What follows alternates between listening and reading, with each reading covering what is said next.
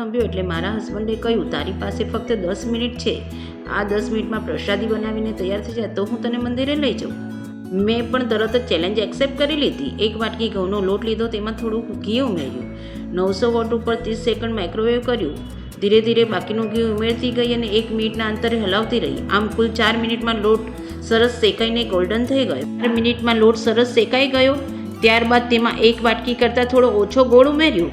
બરાબર મિક્સ કરી high power ઉપર એટલે કે 900 વોટ ઉપર 30 સેકન્ડ માટે માઇક્રોવેવ કર્યું.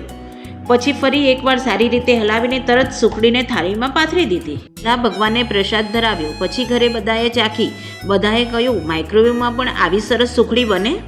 ઘણા લોકોને લાગે છે કે માઇક્રોવેવ ફક્ત ખાવાનું ગરમ કરવા માટે જ છે, પણ એવું નથી. માઇક્રોવેવમાં ઘણી બધી વસ્તુઓ બનાવી શકાય છે. જો તમારે કોઈ રેસીપી શીખવી હોય તો કોમેન્ટમાં લખજો. મને આવડતી હશે તો હું ચોક્કસ શીખવાડીશ.